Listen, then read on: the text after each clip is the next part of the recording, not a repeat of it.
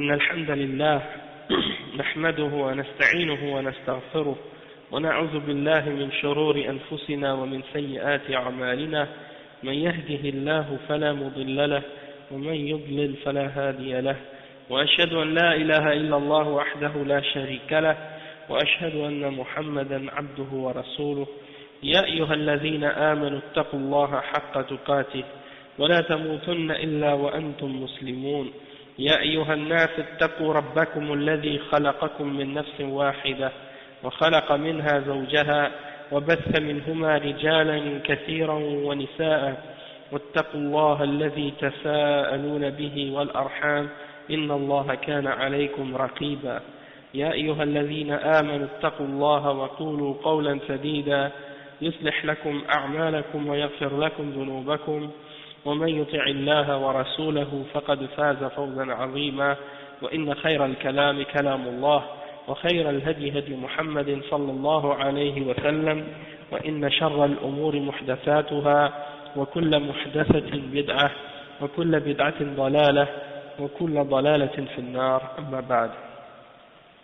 Donc aujourd'hui on commence le cours numéro 34 dans l'explication de Sharh al-Arba'oun al-Nawawiyya, c'est-à-dire les 40 hadiths de l'imam al-Nawawi, et on est arrivé aujourd'hui au cours numéro 26, al-Sadis wal-Ashrun.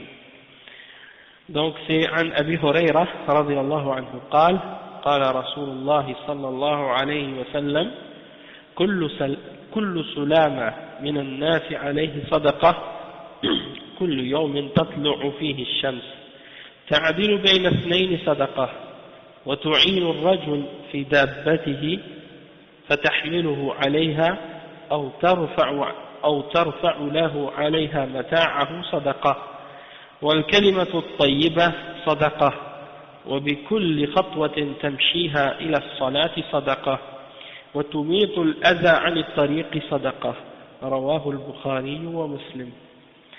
Donc c'est un hadith qui est rapporté selon Abi Huraira radiyallahu anhu. Il dit que le messager d'Allah sallallahu alayhi wa sallam a dit que chacune des jointures des hommes nécessite une sadaqa pour chaque jour dans lequel le soleil se lève, pour chaque jour pour lequel le soleil se lève. Donc c'est-à-dire que pour chaque jointure parmi les jointures de ton corps, il faut que tu donnes une sadaqa pour chacune d'entre elles, chaque jour que le soleil se lève. Ta'dilu bayna ithnayn sadaqa, c'est-à-dire tu vas être juge entre deux personnes, puis tu vas essayer de les réconcilier. Ça c'est une sadaqa.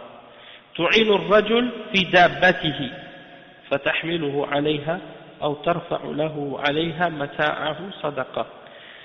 Tu aides quelqu'un à monter sur sa monture, soit que tu l'aides à monter lui-même sur sa monture, ou bien tu montes des choses à lui qu'il veut mettre sur sa monture, et tu lui donnes, tu lui montes sur sa monture pour lui. Donc ça c'est une sadaqa. Et tu l'aides à le faire, ou bien tu le fais pour lui. Donc ça c'est une sadaqa. De dire une bonne parole, c'est une sadaqa aussi. Et pour chaque pas que tu marches en direction de la salat, c'est une sadaqa. Et d'enlever quelque chose dans le chemin qui est une nuisance, ou bien qui fait du mal, ou qui fait du tort aux gens, ça c'est une sadaqa aussi. Donc d'enlever quelque chose qui nuit sur le chemin. Tout ça sont des exemples de sadaqa. Et ça c'est un hadith qui est rapporté par Al-Bukhari et Muslim. Ok, donc c'est un hadith authentique. Et c'est dans la même ligne de qu'est-ce qu'on a parlé hier, les différentes façons de faire le bien et les différentes façons de faire une sadaqa même si on n'a pas d'argent.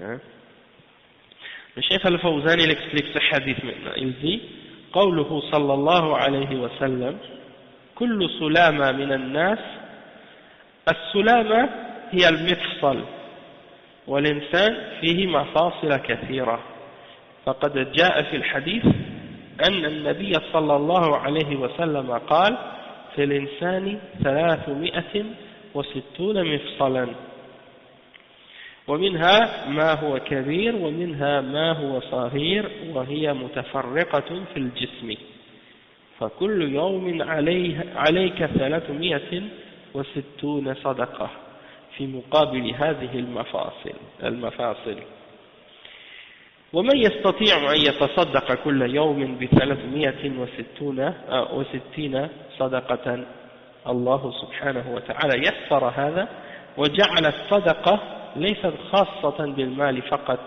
فجعلها فيما هو أعم من المال وكل يستطيع ومن ذلك. Donc le Cheikh Al-Fawzan explique que le prophète sallallahu alayhi wa sallam il a dit kullu sulama min an-nas. Le mot sulama en arabe c'est les plis dans le corps, les plis ou bien les jointures, tout ce qui peut bouger en fait, tout ce qui peut se plier ou se fermer ou qui permet au corps de bouger. On appelle ça en arabe as-sulama et le synonyme de ça c'est al-mafsal. Al-mafsal c'est tout ce qui se plie comme les poignets, les jointures des doigts, les coudes, tout ce que tu peux plier, tes genoux, etc. Donc pour chacun de ces plis-là, il faut que tu donnes une sadaqa. Il y en a beaucoup dans le corps. Dans un autre hadith qui est rapporté selon Abi Daoud, Ahmad, Ibn Hibban, Ibn Khuzayma, dans son Sahih, et Al-Bayhaqi, selon Burayda, et selon Aïcha, radiyallahu anha, wa radiyallahu anhuma, dans un hadith, il est mentionné que l'homme a 360 jointures dans son corps. Et il y en a qui sont plus grandes et il y en a qui sont plus petites. Et elles sont divisées, c'est-à-dire elles sont dans différents endroits du corps, toutes séparées. Et donc, chaque jour, tu dois donner 360 sadaqah en retour pour toutes ces différentes pour toutes ces différentes parties de ton corps qui sont des jointures en fait. Donc le cheikh il dit ça, le cheikh il dit ensuite il dit est-ce que chacun d'entre nous est capable de donner un sadaqa ou de faire 360 sadaqah chaque jour? Est-ce que quelqu'un d'entre nous est capable de faire ça? Il dit Allah subhanahu wa ta'ala il nous a facilité la sadaqa et il nous a fait comprendre que la sadaqa c'est pas quelque chose qui se limite à de l'argent. Aujourd'hui c'est ça que les gens pensent, quand on leur demande une sadaqa ou quand on leur parle d'une sadaqa, les gens tout de suite qu'est-ce qui leur vient à l'esprit? C'est de l'argent. Mais bien entendu la sadaqa comme on le comprend dans ce hadith, ça ne se limite pas uniquement à de l'argent. En fait, Allah subhanahu wa ta'ala a fait en sorte que la sadaqa soit beaucoup plus large dans son sens que simplement de l'argent. Et chacun d'entre nous, il est capable de donner 360 sadaqa par jour. Et parmi les exemples de sadaqa, il y a justement celles qui sont mentionnées dans ce hadith-là. Par exemple, le premier, وقال قال كل يوم تطلع فيه الشمس تعدل بين اثنين صدقة تصبح في كل يوم فتعدل بين اثنين إذا حصل خصومات ونزاعات بين اثنين ثم جئت وفصلت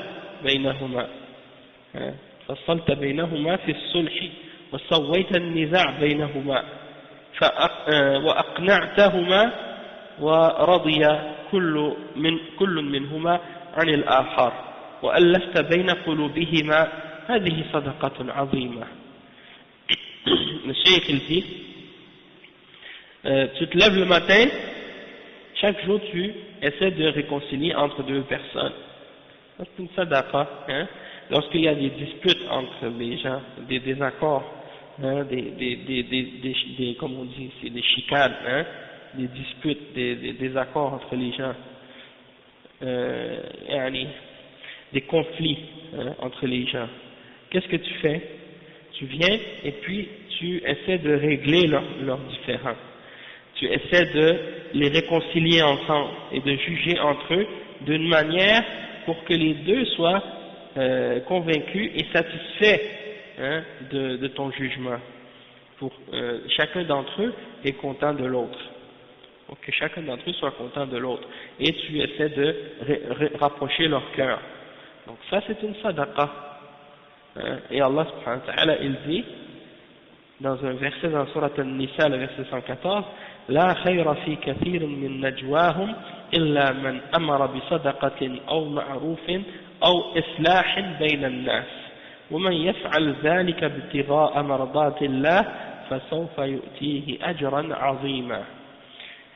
فهذا فيه أن الإنسان ينبغي له أن يحرص على أن يصلح بين المتخاصمين والمتنازعين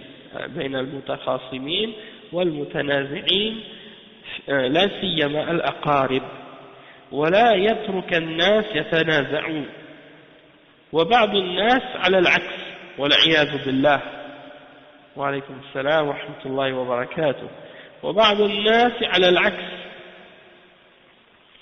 والعياذ بالله يتدخل في النزاع بما يزيده ويحرض أحدهما على الآخر فهذا شيطان.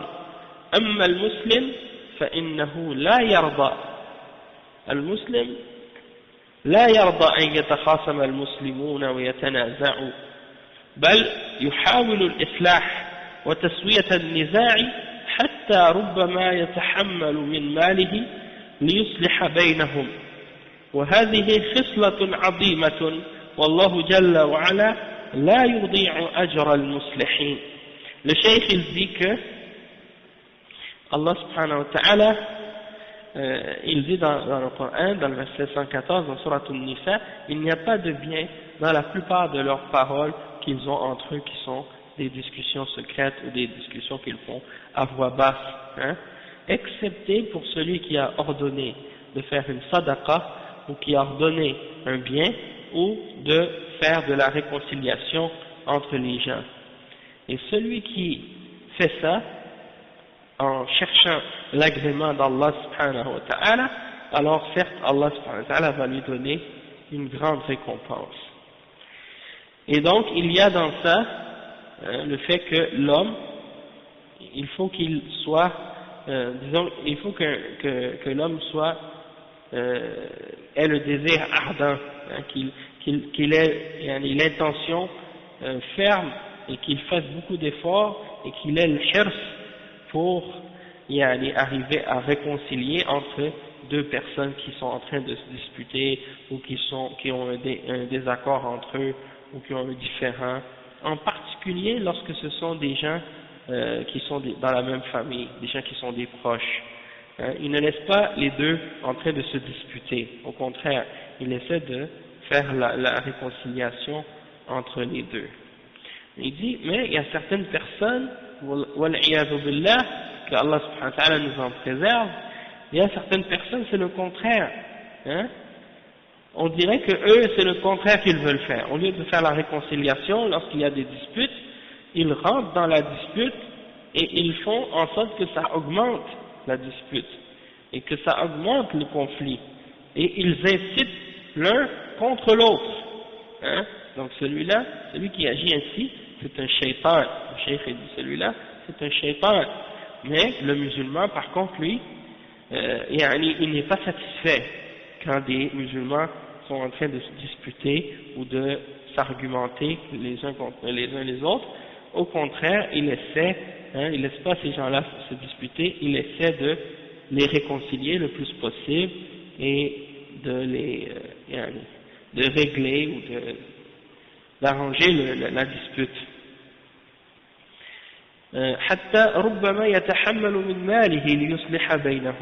Peut-être même qu'il peut aller jusqu'à donner même de son propre argent pour essayer de les réconcilier. Et ça, c'est une caractéristique très grande. C'est comme le fait de mentir, par exemple. Le prophète sallallahu alayhi wa sallam a donné 3 exemples, 3 cas dans lesquels il est permis pour le musulman de mentir, et parmi ces 3 cas, c'est justement le fait de vouloir réconcilier entre 2 personnes. Donc tu vas mentir à l'un et à l'autre pour les réconcilier. Tu vas dire du bien de l'un ou de l'autre. Donc ça c'est un exemple, et puis il y a aussi le fait de quelqu'un qui, par exemple, de mentir lorsqu'il y a une guerre officiellement déclaré, bien sûr, dans les ruses que quelqu'un va faire, wa alaykum salam wa rahmatullah, dans les ruses ou dans les stratégies de guerre. Et il y a aussi le fait de mentir à sa femme dans certaines choses, par exemple, pour pas lui faire de la peine ou pour pas la blesser, ou bien pour des choses qui ont rapport avec des fois la jalousie entre les épouses et des choses comme ça, pour éviter les conflits. C'est permis de mentir dans ce cas-là. Ensuite, le cheikh il dit donc Wallahu jalla wa ala la yudi'u ajra al-muslihin wa alaykum salam wa rahmatullahi wa barakatuh. Allah subhanahu wa ta'ala il ne fait pas perdre la récompense des réformateurs.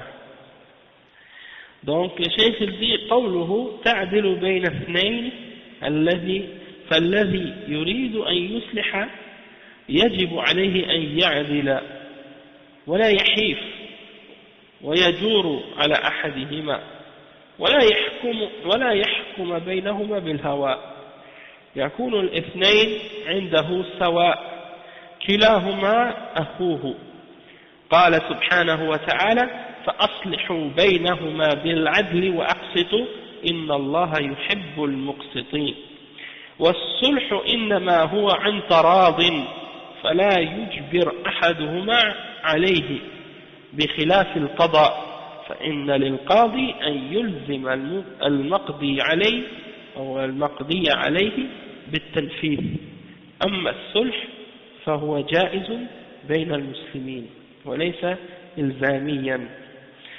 Le cheikh il explique que le prophète sallallahu alayhi wa sallam a dit ta'dilu bayna ithnayn.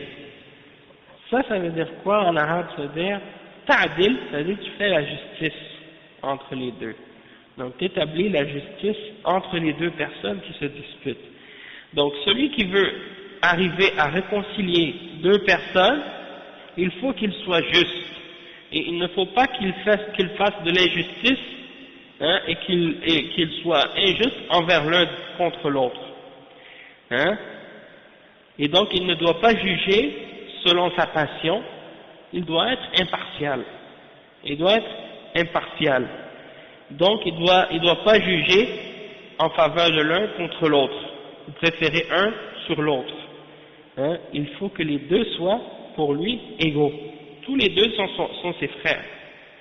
Des fois, c'est arrivé déjà, on a vu qu'un frère avait des conflits avec un autre frère. Deux musulmans avaient des conflits. Ils avaient un conflit ensemble. Le frère un des deux frères venait d'un pays et l'autre frère venait d'un autre pays. Alors, qu'est-ce qu'on a remarqué? On a remarqué que les frères qui venaient d'un autre pays, c'est-à-dire le frère qui venait d'un autre pays, les frères qui étaient du même pays que lui, ils prenaient sa défense contre l'autre, sans même essayer d'écouter ce qu'il disait, et sans même essayer de savoir qu'est-ce qui se passait réellement, juste du simple fait que le frère venait du même pays qu'eux, ou qu'il était de la même origine qu'eux, automatiquement il prenait sa défense et il se mettait de son côté. Ça c'est pas correct. Ça c'est des exemples d'injustice. Quelqu'un, un musulman, quand il a un problème avec son frère musulman, et que ce frère-là il n'est pas de même origine que lui, il ne doit pas privilégier le musulman qui est de son origine ou de son pays, parce qu'il vient de son pays seulement. Il faut qu'il soit juste. Et si c'est la personne qui vient de son pays qui a tort, et que l'autre musulman qui vient de notre pays qui a raison, il doit donner raison à celui qui a raison, et dire à celui qui a tort, tu as tort, même si ça va, et même si c'est ta propre famille en fait, comme le frère a dit. Donc, ça c'est très important. Et le fait que quelqu'un essaie de faire la réconciliation entre deux personnes, le cheikh il dit que il y a le verset 9 dans Surat Al-Hujurat qui prouve ce point-là, ou qui mentionne ce point-là, par rapport à la justice. Allah subhanahu wa ta'ala il dit dans le verset 9 dans Surat Al-Hujurat فَأَصْلِحُوا بَيْنَهُمَا بِالْعَدْلِ وَأَقْسِطُوا. Donc réconcilier entre les deux parties les deux groupes qui sont en train de se disputer ou de se combattre, en toute justice, et soyez justes, car Allah certes aime les justes. Donc Allah subhanahu wa ta'ala, il aime les justes, et il nous ordonne d'être justes et de faire de la justice. Ensuite il dit وَالصُّلْحُ إِنَّمَا هُوَ عَنْ تَرَاضٍ. Quand tu veux faire une réconciliation entre deux personnes qui sont en dispute, il faut que ce soit fait avec un accord mutuel. C'est-à-dire que les deux personnes doivent être toutes les deux d'accord du jugement et du verdict. Si un des deux n'est pas d'accord, donc ça ne tient pas, il n'y aura pas de réconciliation, et on ne peut pas imposer une décision sur un ou l'autre des deux. Contrairement dans les cas de jugement à la cour, par exemple, devant un juge. Là, c'est différent. Si deux personnes vont devant un juge à la cour pour avoir un verdict ou un jugement sur quelque chose, et que le juge détermine un verdict et juge d'une chose, là, dans ce cas-là, ça doit être exécuté. C'est exécutif dans le sens que c'est impératif de s'y soumettre dans ce cas-là et d'accepter le verdict. C'est-à-dire que du moment que le juge va décréter quelque chose, à partir de ce moment-là, ce juge-là va être imposé aux deux personnes, même si un des deux n'est pas d'accord. Même si un des deux n'est pas d'accord, contrairement à la réconciliation, lorsqu'on essaie de réconcilier deux personnes, ça c'est quelque chose qu'on fait à l'amiable, comme ça on appelle ça une réconciliation. C'est pas quelque chose qui est imposable à un des deux, contrairement à ce qui se passe lorsque on va devant le juge. Parce que quand on va devant le juge, qu'est-ce que le juge décide? C'est imposé par le verdict et par la loi et par le jugement par la suite. On va l'imposer par la force si c'est nécessaire. Wa alaykum salam wa rahmatullahi wa barakatuh. ثم قال صلى الله عليه وسلم وتعين الرجل في دابته يعني في مركوبه سواء كانت دابة أو سيارة تعينه إذا كان عاجزا أو ضعيفا فتحمله أو ترفعه عليها أو ترفع متاعه الذي معه على الدابة أو على السيارة تساعده على حمله ووضعه في مكانه كذلك إذا احتاج إلى إنزاء متاعه تساعده كل هذا صدقة منك عليه فأنت لم تعطه مالا ولكنك أعطيته الإعانة والله جل وعلا يقول وتعاونوا على البر والتقوى ويقول النبي صلى الله عليه وسلم والله في عون العبد ما كان العبد في عون أخيه فإذا وجدت ضعيفا أو محتاجا يريد أمرا من الأمور فإنك تعينه عليه وعلى ما فيه مصلحة وخير له. Donc le cheikh ici il explique, il dit que le prophète sallallahu alayhi wa sallam a dit ensuite, ou bien que tu aides, wa alaykum salam wa rahmatullah, il dit ou bien que tu aides un musulman à monter sur sa monture, c'est-à-dire tu l'aides à monter sur sa monture, peu importe que ce soit un animal ou que ce soit une voiture, tu l'aides à monter s'il est incapable ou s'il est faible, ou bien يعني تحمله أو ترفعه عليها, tu l'aides à monter, ou bien tu l'aides à se soulever pour arriver en haut, ou bien tu lui montres ces choses qu'il veut amener avec lui sur sa voiture ou sur sa monture, tu l'aides à les descendre s'il veut les faire descendre de la voiture, des choses de ce genre. Donc si quelqu'un a besoin d'aide, tu l'aides. Tout ça, c'est une sadaqa de ta part, si tu fais ça. C'est comme une aumône ou une charité que tu lui fais. Donc même si tu lui as pas donné d'argent, tu lui as pas donné aucun argent, mais ça c'est quand même si tu lui avais fait une charité quand même. Tu lui as fait une charité du sens que tu l'as aidé. lorsqu'il avait besoin. Tu lui as donné de l'aide. Et Allah subhanahu wa ta'ala dit dans le Coran, وَتَعَاوَنُوا عَلَى الْبِرِّ وَالتَّقْوَى, c'est-à-dire entraidez-vous mutuellement dans la bonté et dans la piété, dans la crainte d'Allah subhanahu wa ta'ala. Ça c'est le verset 2 dans Surat Al-Ma'ida. Puis le prophète Muhammad sallallahu alayhi wa sallam il dit, et Allah va aider son serviteur tant que le serviteur aide son frère. Donc Allah il aide son serviteur tant que le serviteur est en train d'aider son frère.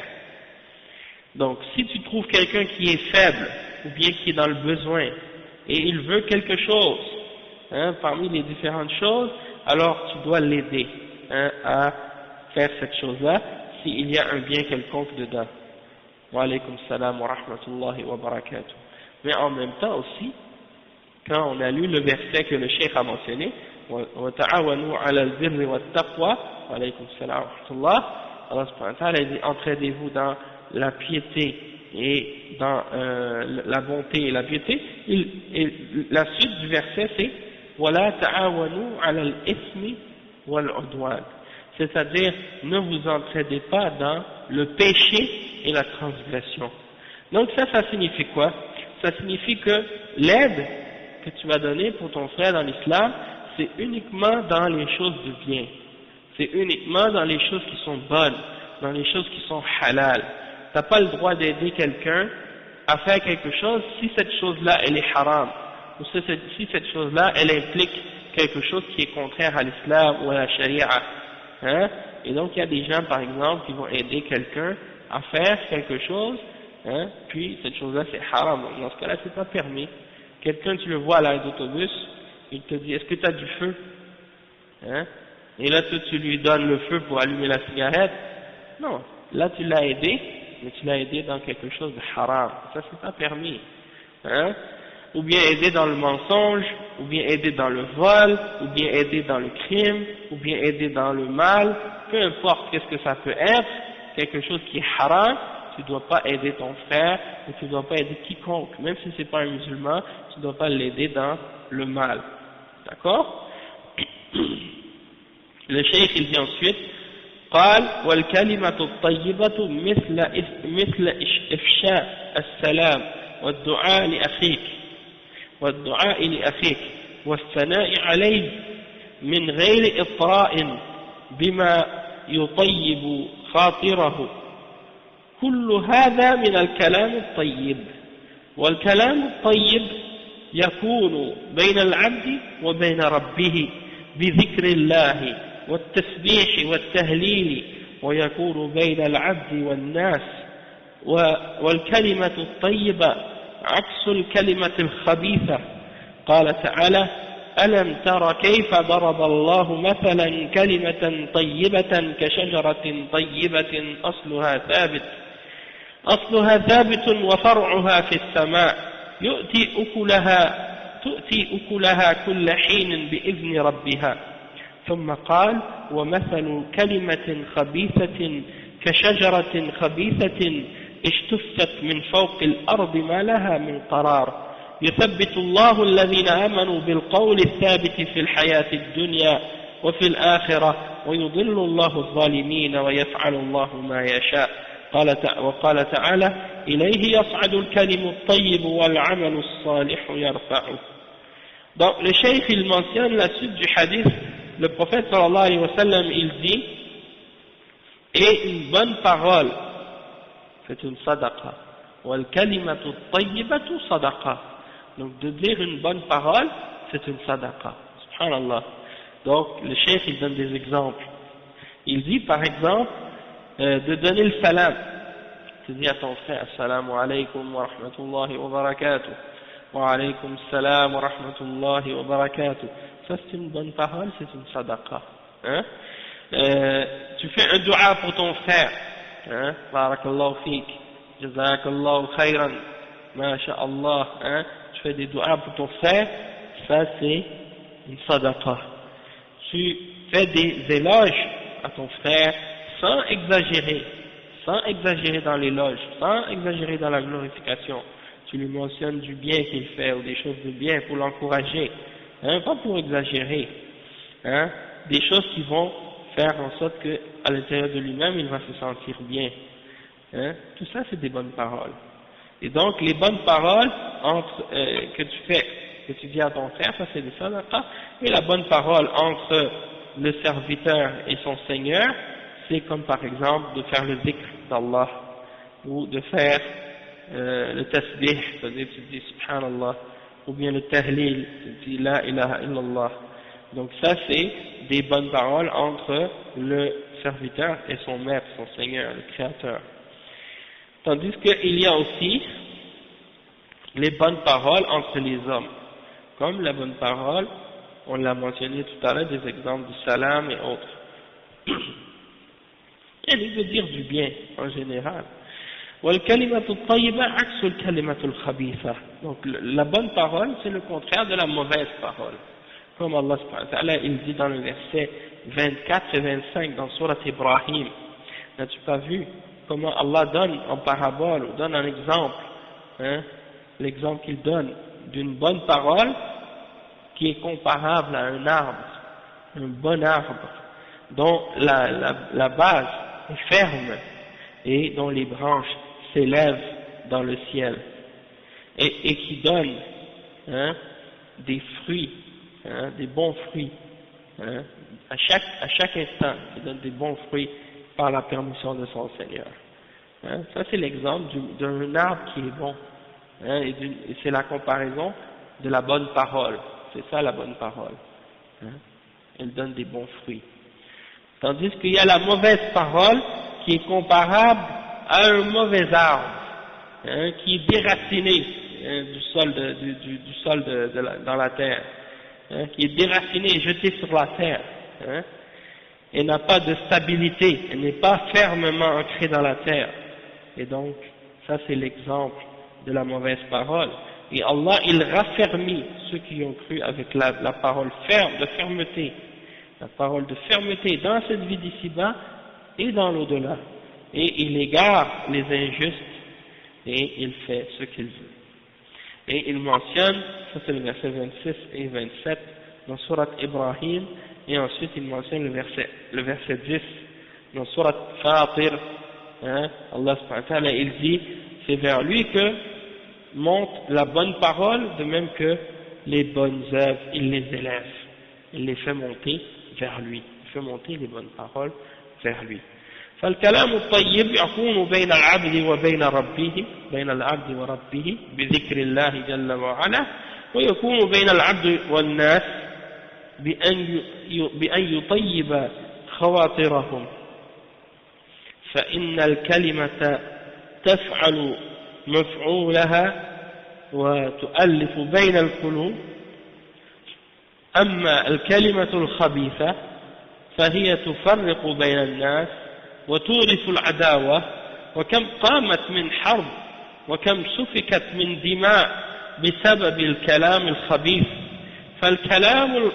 فالكلام خطير جدا إلا إذا كان كلاما طيبا. Le cheikh il dit, la parole qui est bonne, hein, c'est la parole qui est bonne entre Allah et entre le serviteur et Allah subhanahu wa ta'ala, c'est comme le rappel d'Allah. Et entre les individus, entre les hommes entre eux, la bonne parole, c'est tout ce qui est bon et qui te fait du bien à l'intérieur de toi-même et qui te fait penser du bien. Donc, le cheikh il dit فإن الكلمة تفعل مفعولها. Donc, il dit que la parole qui est bonne, hein, ou bien la parole en général, elle a des effets. Hein. La parole qu'on dit, elle a des effets. Hein. Donc, la bonne parole, elle va réunir entre les cœurs, tandis que la mauvaise parole, elle divise les gens. Elle éloigne les gens. Elle ramène de l'animosité. Et combien de guerres se sont établies, et combien de sang a coulé à cause d'une mauvaise parole. Donc, la parole, c'est quelque chose de très dangereux. Hein? Donc, c'est quelque chose de très dangereux, excepté si c'est une parole qui est bonne.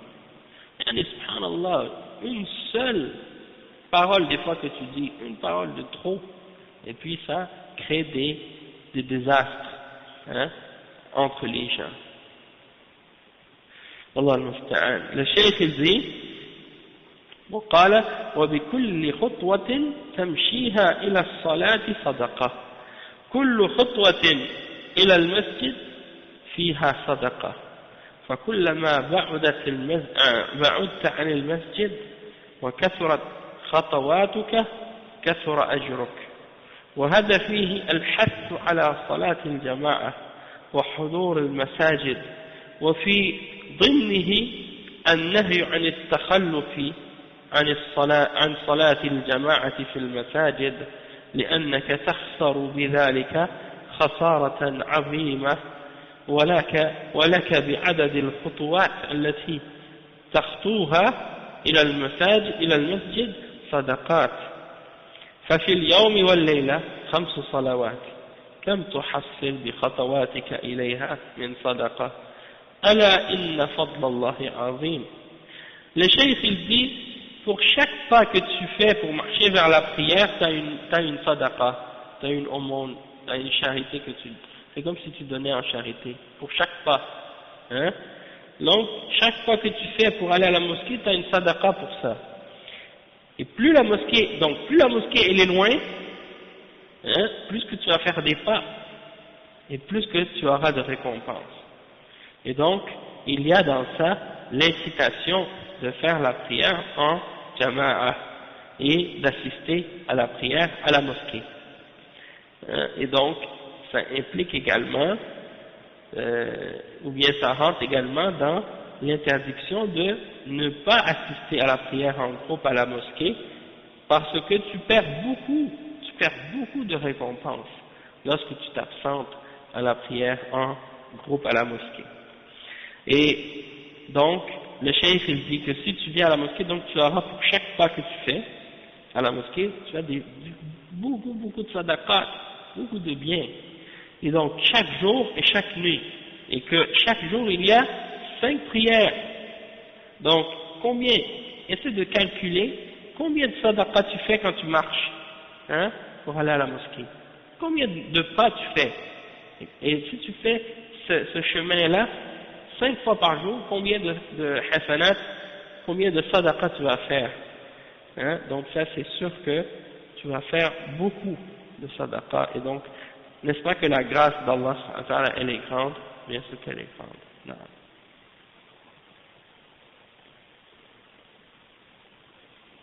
Le hadith il est général, le hadith il mentionne que la personne elle marche avec l'intention d'aller à la mosquée, hein, qu'il va pour aller à la mosquée, donc ça ne comprend pas ou ça n'implique pas nécessairement le fait que la personne doit penser à une chose en particulier pendant qu'il marche vers la mosquée. Mais bien entendu, c'est toujours bon de penser à des choses qui sont bénéfiques et à faire le zikr ou bien à dire des bonnes paroles pendant qu'on marche vers la mosquée. Hein? Le cheikh il dit ensuite, wa alaykum assalam wa rahmatullahi wa barakatuh. الشيخ الدين الشيخ قال وتميط الأذى عن الطريق أي تزيل ما يؤذي المارة عن طريق المسلمين أو عن طريق الناس عموما وكذلك عن طريق الدواب لا تجعل فيه شيئا يؤذي المارة ولا تترك فيه شيئا وضعه غيرك أو وقع في الطريق من غير أن يضعه أحد مما يعوق المارة ويؤذيهم كالشوك والحصى والمؤذيات تزيله عن الطريق ولك في ذلك صدقة لأنك أحسنت إليهم. Le cheikh il dit que le prophète sallallahu alayhi wa sallam il dit ensuite comme exemple des actions qui sont des sadaqat. Il dit, tu enlèves quelque chose du chemin qui peut nuire aux gens, qui peut leur faire du tort, tu l'enlèves du chemin. Hein? Donc le cheikh il dit, tout ce qui peut nuire aux passants, sur les chemins des musulmans, ou sur le chemin des gens en général, même si ce n'est pas des musulmans, hein, tu peux l'enlever du chemin. Ou même si c'est le chemin des animaux, hein, qu'il y a des animaux qui passent là-bas, ou les voitures, hein, tu l'enlèves du chemin, parce que ça peut déranger les gens, ça peut nuire aux gens, hein.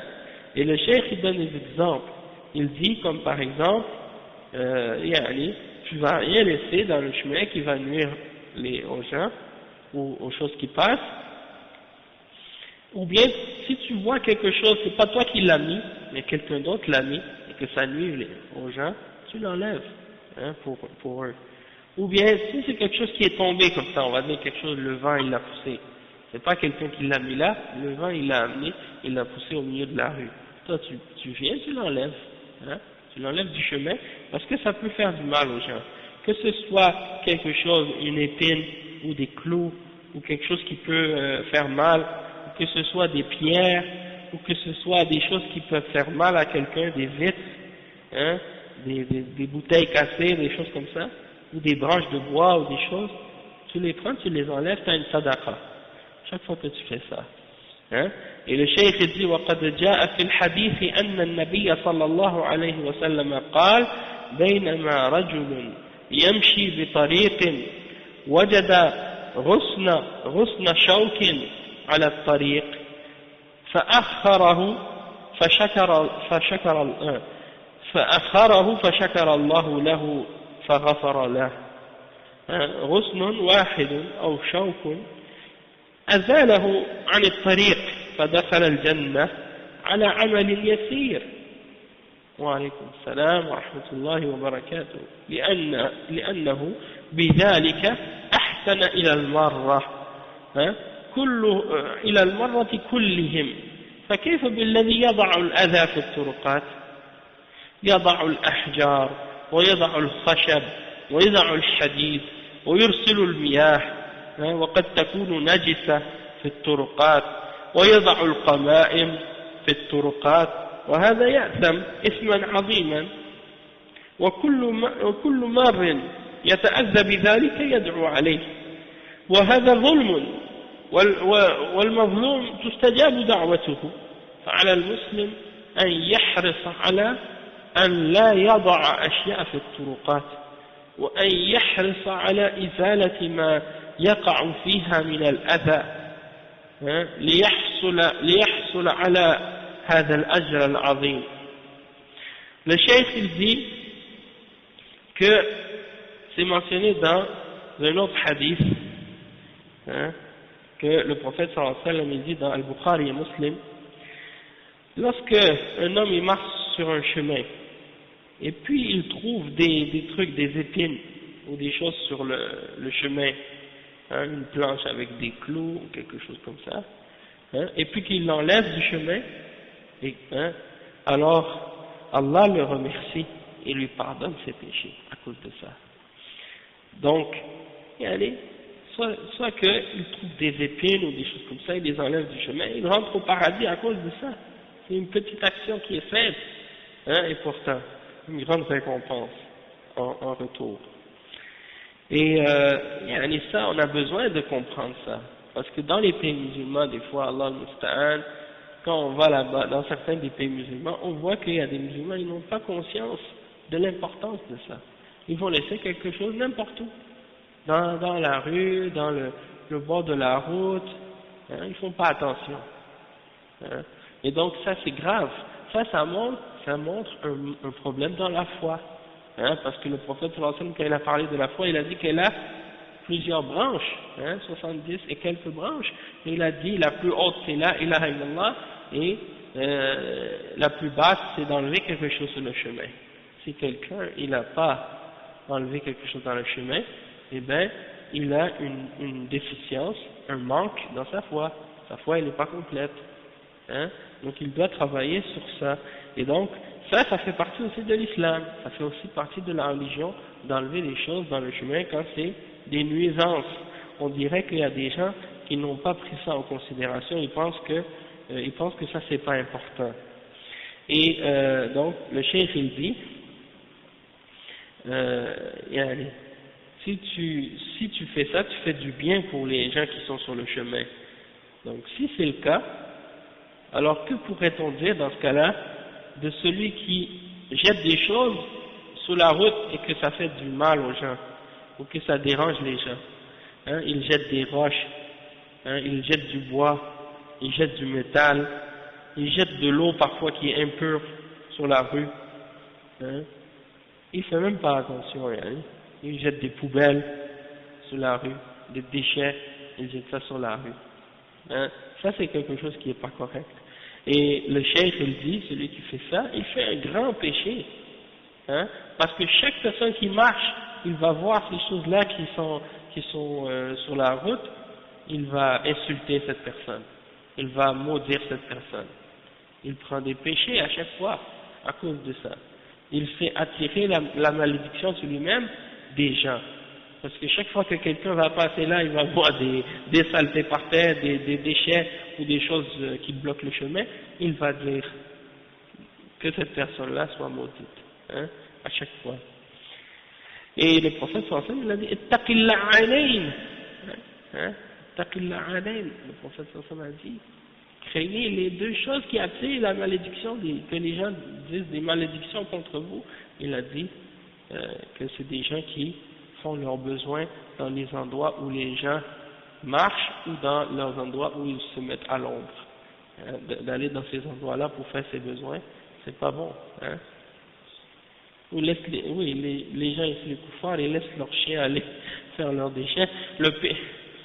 En tout cas, le pire, les koufars, le pire, les koufars, tu les vois avec leurs chiens, des fois même ils ont un petit sac là, et puis quand leurs chiens font leurs besoins par terre, eux ils prennent ça avec un sac, et puis ils mettent ça dans le sac, et puis ils jettent ça dans la poubelle.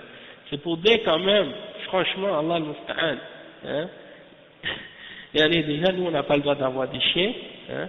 Les musulmans, on sait qu'on n'a pas le droit, malgré que c'est la mode maintenant, les musulmans commencent à avoir des chiens, même on en trouve beaucoup qui commencent à avoir des chiens à Montréal, et même dans les pays musulmans, ils veulent imiter les koufars, hein, ils achètent des chiots, ils marchent avec ça dans la rue, ils rentrent ça dans la maison, ils savent pas que les anges ils rentrent pas quand il y a un chien, et qu'ils perdent des hasanats, quantité de 2 montagnes de hasanats par jour, hein, par rapport à ça, et ensuite, ils vont ramasser les excréments du chien là, avec un sac, quand même. Donc si c'est des exemples, ok, au moins ceux qui l'enlèvent, c'est quand même moins pire, parce qu'ils vont pas faire en sorte que quelqu'un va marcher là-dedans ou des choses comme ça, mais c'est pas juste pour ces choses-là, c'est pour tout en général, ne pas jeter des déchets dans la rue. Il y a des gens, quand j'étais étudiant à l'université islamique,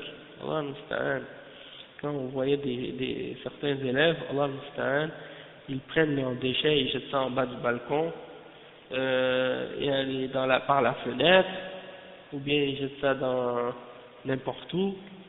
Vraiment, des fois, il y a des choses qu'on voyait, des fois c'était très décevant de voir ça.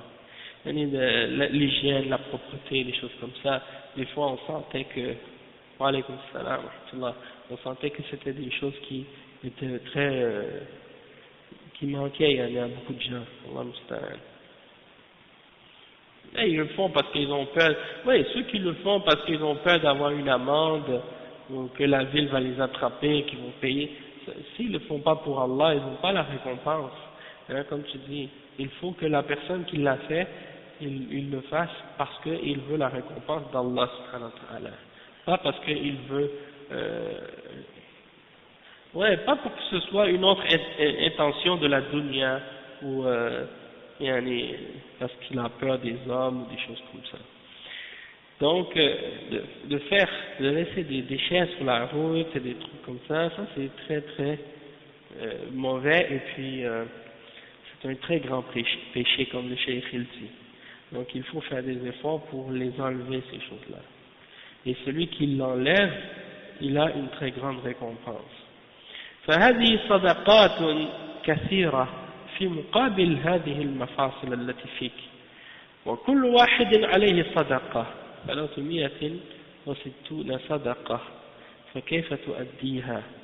الله وسع لك المجال فانتبه لنفسك، وقد قال صلى الله عليه وسلم: ويجزئ من ذلك ركعتان يركعهما من الضحى، ركعتان تجزئ عن 360 صدقة إذا جمع الإنسان بين هذه الخصال وصلى أيضا ماذا يكون له من الأجر والثواب؟ هذا خير كثير ولكن قل من يتنبه أو ينتبه له. Le cheikh il dit que donc toutes ces sadaqat qu'on a mentionnées là, c'est des nombreuses sadaqat qui viennent en compensation de toutes ces jointures ou de ces plis qu'on a mentionnés qui sont dans notre corps. Pour chacun d'entre eux, il y a une sadaqa. Comme on a dit, 360 sadaqa. Pour chacun des plis qui sont dans notre corps, qu'on doit donner chaque jour. Donc si on a pris en considération tous les exemples qu'on a donnés, comment on va les rembourser ces 360 sadaqa? Eh bien, on voit que Allah nous a élargi la facilité dans ces choses-là. Donc, fais attention à toi-même. Et le prophète sallallahu alayhi wa sallam a dit, et si tu veux être capable de payer ces 360 sadaqas, toutes ces sadaqas que tu dois payer pour tes membres, pour les plis de ton corps chaque jour, eh bien, c'est suffisant de faire 2 rak'ahs que tu fais pour le duha, c'est-à-dire quelques minutes ou disons 20 minutes après le lever du soleil, tu fais 2 rak'ahs, ça y est, tu as payé tes sadaqat que tu avais à faire pour les plis de ton corps pour ce jour-là. 360 comme le prophète sallallahu alayhi wa sallam il l'a dit dans le hadith. Mais le cheikh il dit donc si c'est 2 rak'at tu peux payer ces sadaqat là, alors que dire pour toutes les autres hasanat et les autres sadaqat qu'on a mentionnées parmi les exemples. Donc on voit que les façons de faire le bien et les façons de récompenser d'être récompensé sont très très très nombreuses. Les récompenses sont très nombreuses également. Donc il y a beaucoup de bien qu'on est capable de faire et nous on ne calcule pas. Donc alhamdulillah on oublie, mais Allah subhanahu wa ta'ala lui il est généreux. Donc il y a peu de gens qui se souviennent de ces choses-là et qui font attention à ces choses-là. Donc ça vient terminer l'explication du hadith 26 qu'on a expliqué aujourd'hui. Donc on va s'arrêter ici, Inch'Allah. Puis on va faire, la semaine prochaine on fera le hadith 27, bi'idhnillah. Donc Inch'Allah je vais m'arrêter ici, parce que je suis un peu dérangé par mon bras là qui me fait mal. En tout cas, que Allah facilite.